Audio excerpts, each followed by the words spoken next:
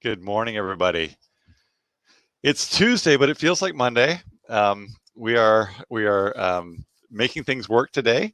I'm really excited about our speaker today. We've had an interesting year in every facet of our jobs. I was just talking to Laura and Julie from the college about what's going on up there and all the challenges that the students and the staff and the faculty and everybody gone through. But one of the people that we saw early on most affected were the folks in assisted living and in nursing homes and in care facilities around our country.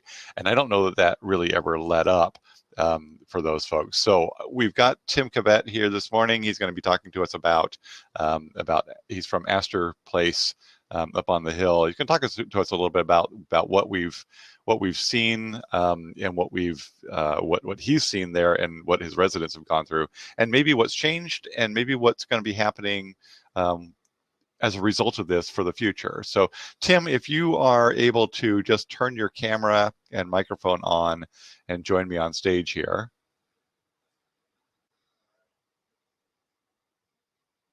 Here we go. All right. I think everybody can hear you there. Now, there is a chat function, everybody. So if you've got questions, I see some of you are already on the chat.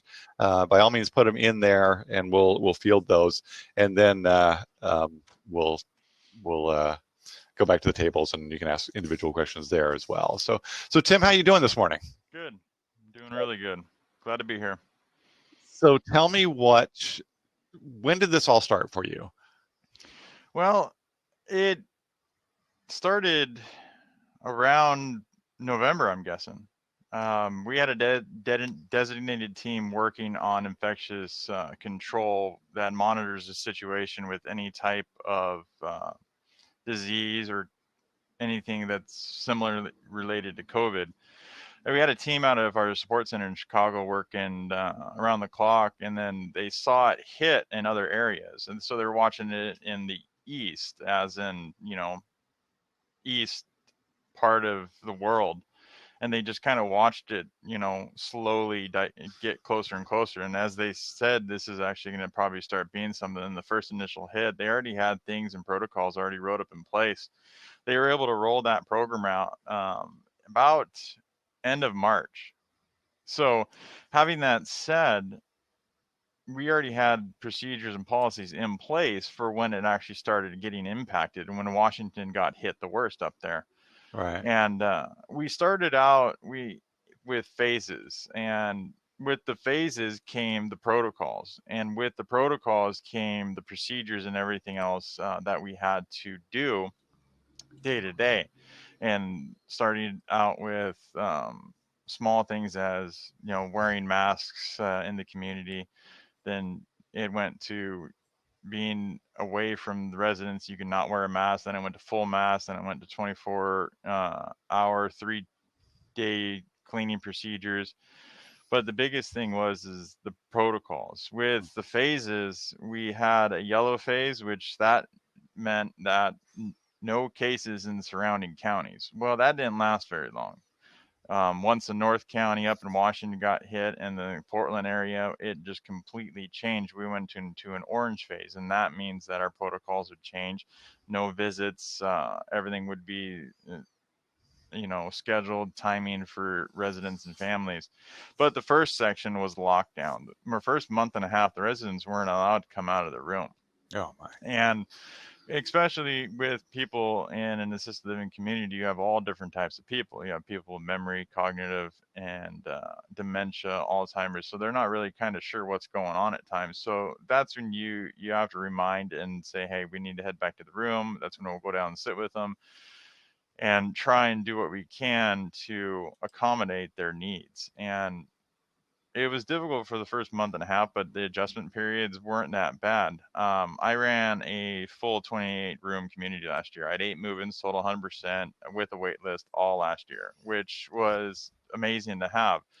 As I saw many other communities, especially other communities that I communicate with in the area and also surrounding areas, it was something that we're still dealing with today. The phases are still in place. As I said, that's orange phase. After Mhm. orange phase, then comes dark orange, which you have a suspected case, which that could be a resident or that could be a staff member.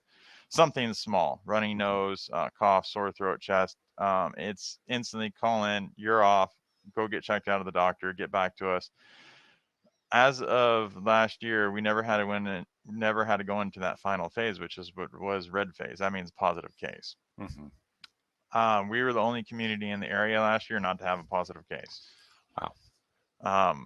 With that being said, it can happen anytime, but it's a very good thing to say and talk about because of the fact that shows that we're doing our job and the staff care. So the staff aren't going here and going there, running out, going to places that are highly populated. They're really caring. And through the process, I had a few of my senior staff members come to me and just sit down in my office and say, I just don't know what to do. I don't know what to do. And just being able to talk to them and say, hey, you're doing everything you can be. And you coming in here and shown that, you care. And literally some of them are in tears because of the fact that they didn't want to get the and get infected or get the residents infected because they wanted to keep them safe. Mhm. So not having to go into that red phase is good, but we do know what we need to do. Any phase between dark orange and red is in room, but you still have the activities, hallway activities, the 6 foot distance, because in the community you can actually do that. We have one designated hallway. We have a certain group of people that actually participate. Okay. So So tell me, first of all, when you say we didn't have any cases in the community, you talking about Astor Place, or you Astor talking about? Place. Okay, so there were elsewhere in our county there Hmm. were occasions. Okay, Yeah. so tell me about the residents before we get into what they went through. Who is at Astor Place? Well, we have 28 families.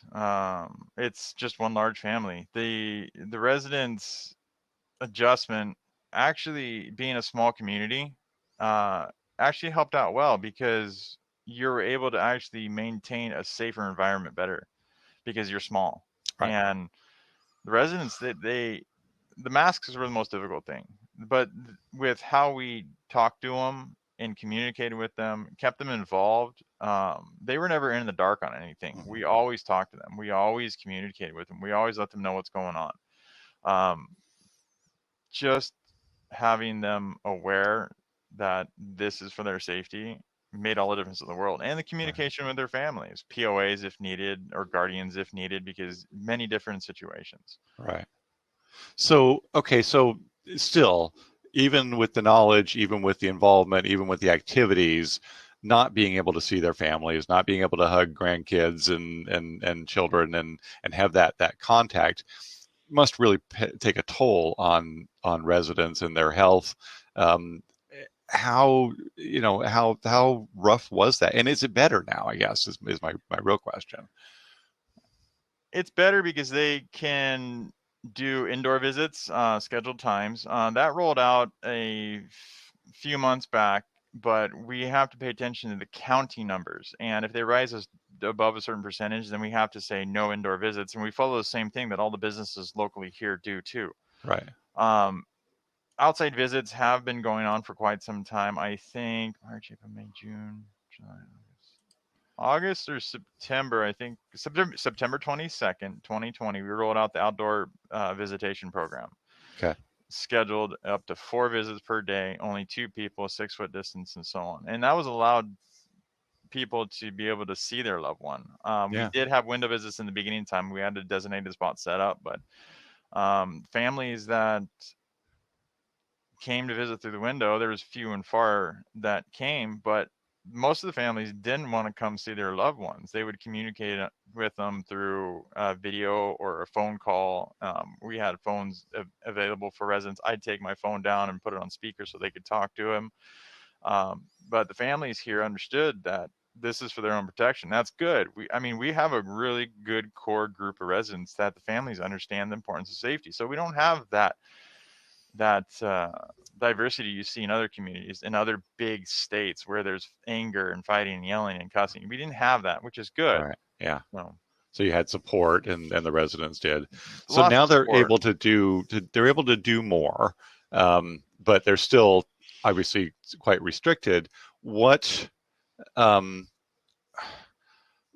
what where's the light at the end of the tunnel? I mean, they've all been vaccinated themselves, They right? have, yes. All of our residents except one due to pre-existing medical condition. Since she was 6 years old, she couldn't get one. Okay.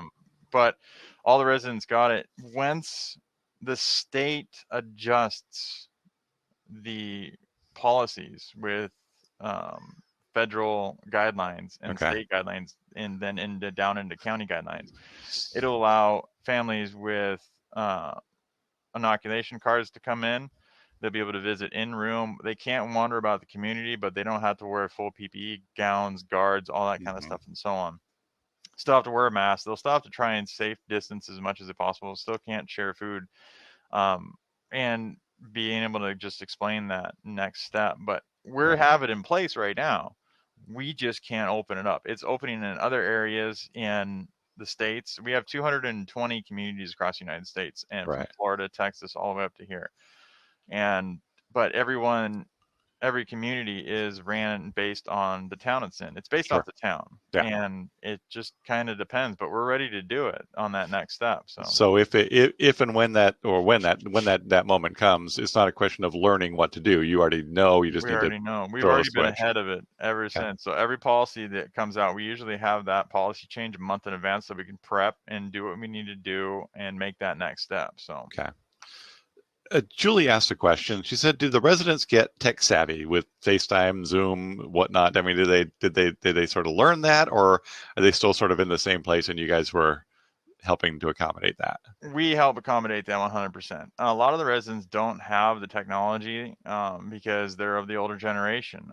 Families have purchased iPads and brought them in, and they said it's all set up, ready to go. I said, well, when that time comes, let us know. We'll walk down there and press the button, and we'll come back. We have some Right. families that set up on our laptop. We do that. So yes, the Zoom and everything else that's associated with FaceTime, even with my own personal phone, I'll grab that if needed. If another family member had a personal phone that was Right. on an iPhone, I could FaceTime, and I'd sit there with the resident and hold the camera so they could visit with them.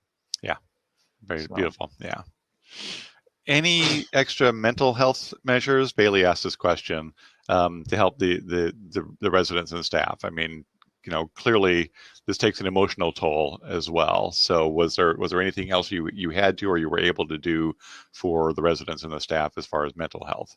well, there's only two residents that has dementia that is a higher level, but other than that, not too much because of the fact of our activities, our program, everything that we did through our life enrichment program was able to keep the vibe going Right. inside the community compared to 2019, other than the social distancing and then the different phases, they've still been able to keep their same routines, and it's been really good for them. So they're still able to do their social hour of keeping that distance. They're still able to dine within a 6 foot distance. So our living room is now dining. Our barriers between the dining room and living room, there's tables on there that's now dining. So our dining's expanded, but it's allowed still for normal.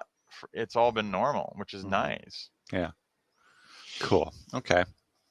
All right. So looking to the future, um, everybody's vaccinated. We're at herd immunity. COVID is in the rearview mirror.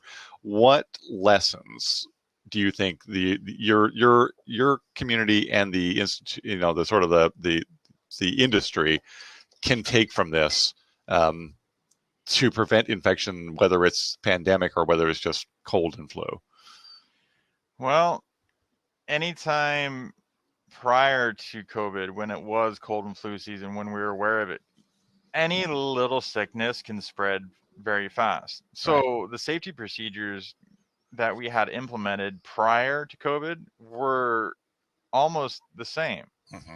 Cleaning procedures, what we needed to do if a resident got sick, they would still have to quarantine in their room because they can't be out getting other residents sick. So it just went up, a few notches. Right. And then you implement more cleaning. Um, so we were doing the same amount of cleaning on 2 shifts. We just added more cleaning on a second shift and more touch points. Okay. I don't think it's ever going to end.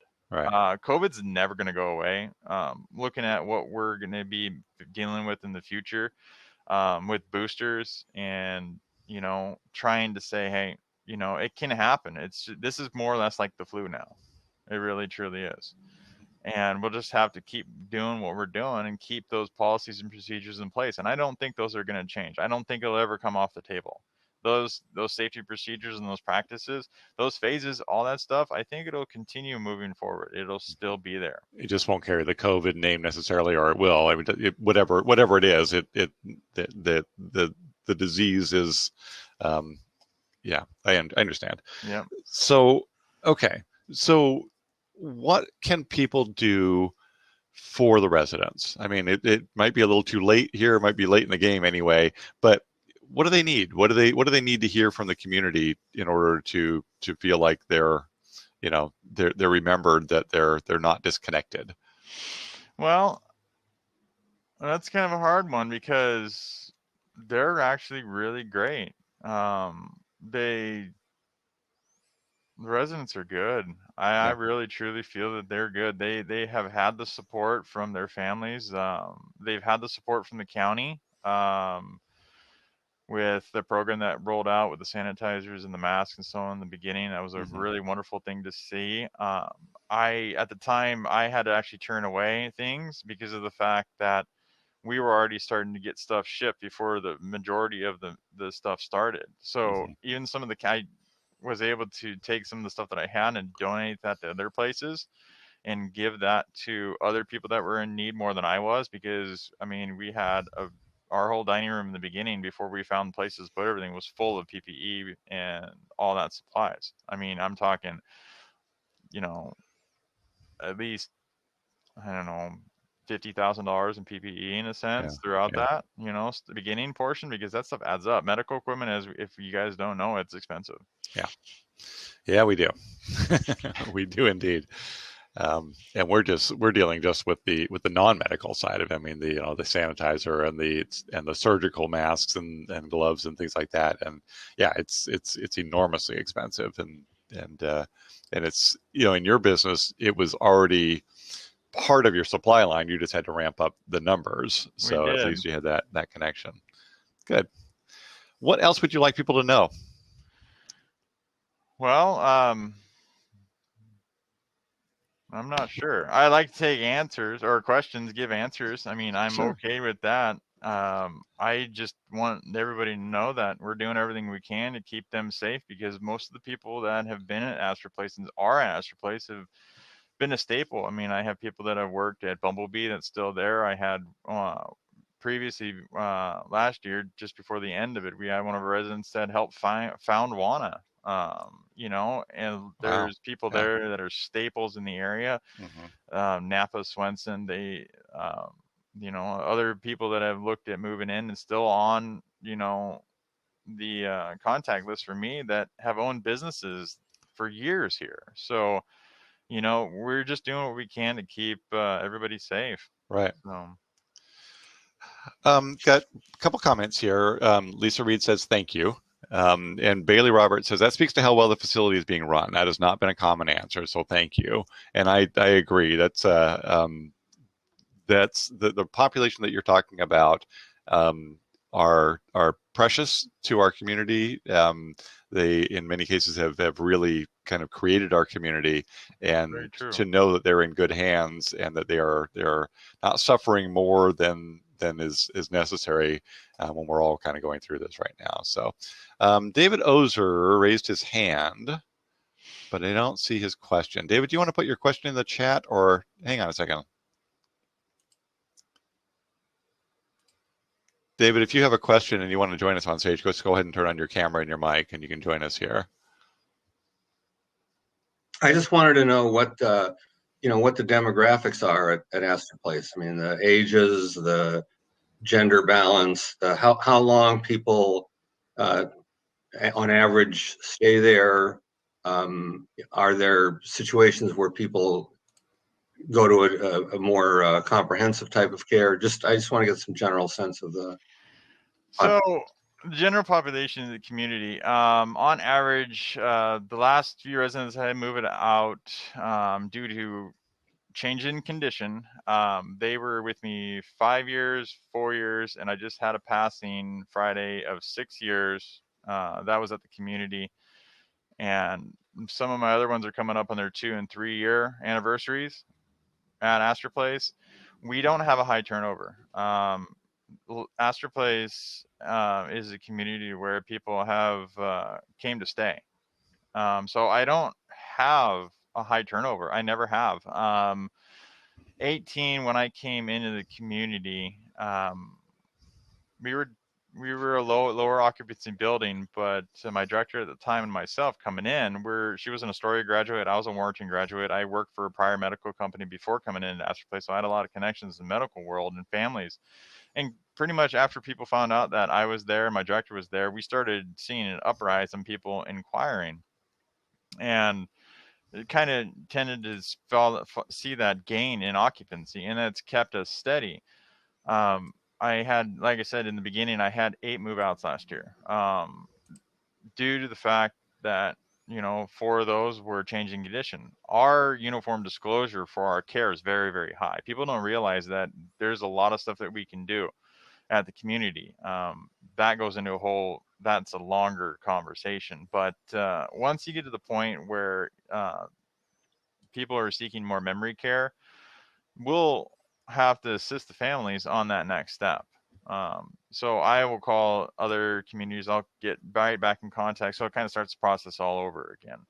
But the range is, on average, more ladies than men. I had 1, 2, 3 men last year. I have 3. I had 3 now. Last week was a rough week for us. We had lost 3 lovely residents, all within 5 days. And unfortunately, that's just how the world works. But I don't have move outs for any other reason other than changing condition. They're there to stay, or unless they get to the point where their spend down happens, which that's finances to where they have to transfer over to Medicaid, which we have to have under a certain percentage of money coming in per month, and they can go on assistance, and then they would have to transition out to another community, which would be the 3 other Medicaid buildings in the area. So I don't have a contract with the state for Medicaid. So Very good. Well, All and right. what are the, just one last question on that. What are the ages of the people there typically? ages run from, I have a 66, 67, a few late 70s, 80s, and then in between 90 and 97. So last year, beginning of 2020, we lost our 102-year-old. She was still a good girl. So it was good. So Thank you. yeah. Thanks, David. Okay. I don't see any other questions in the chat. I don't see anybody else clamoring to get on here. So why don't we go back to the tables, or why don't I send you back to the tables for a minute, Tim? I'm going to do a couple quick announcements, and then we'll do some more table chat out there. Yeah. Tim, thank you very much for being here, and thank you for all that you and your team are doing up there. It is important, and I'm glad we got a chance to notice and talk about it today. Yeah, and if anybody has any questions on certain policies or phases or anything, just give me a call at the community. I'd love to be able to go over that stuff. It's not a secret. I'll share that, and if people think that maybe some practices and things that we're doing that can help you guys out in your businesses, that's good. So are you still doing respite care, by the way? We are, but it depends on if I have available rooms. Okay. Since I am a high occupancy building, if I have 1 room open, I can't do respite. If I have 2 open, I can have 1 respite room. Okay. But realistically, as of right now, before COVID hit, people are knocking down my door. I have a 5-person wait list right now, and it's good. It's a good feel. We're getting seeked out a lot. Right. So yeah. it's good. So good deal. Okay. Thanks, Tim. Yep. Okay. I wanted to let you guys know, since it's been a month since we last spoke, about the new members. This is actually the February list of members. There have been more this month, but the members that we've had join us since then are KBGE 94.9 The Bridge. And I see that Rachel is here with us this morning. First Pass Outfitters. They are a guide service, fishing guide. That's Curtis Bunny. Posh Mode and Salon in Astoria, Jeannie Reeves. Rachel says hi. Birdhouse Cleaning Services, that's Sarah Kate. Hagelin Kelly, attorney firm out of Portland. Josh Stillman is actually their local attorney based right here in Astoria. Very involved in the community. Great guy, Josh. So we're glad to have them as part of our chamber.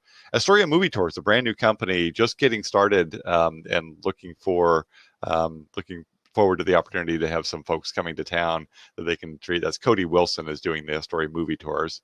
Neil Baton Auto Body has returned to the chamber. And then the Sea Crab House, Kelly Okada. The Sea Crab House opened up at the foot of 12th Street where the Baked Alaska was, and they just opened up last month as well. So nice to have all the new chamber members. Like I said, there's been some more since then. So thank you all for welcoming those folks and inviting them along to the things that we're going to do. We're going to go back to the tables here for just a few minutes, and I'm going to come back and we're going to talk about Crab Festival. Meanwhile, from the tables in the lower right sponsor table over there is information about Crab Fest. So if you want to get ahead of me on that, or if you need to go, but we do have Crab Fest happening this year. It is happening 23rd through 25th. It will be a virtual event with some local components in the weeks following. So it's going to be good. It's not going to be the thousands of people drinking and celebrating at the fairgrounds that it has been, but so I'll give you some more details on that when we come back.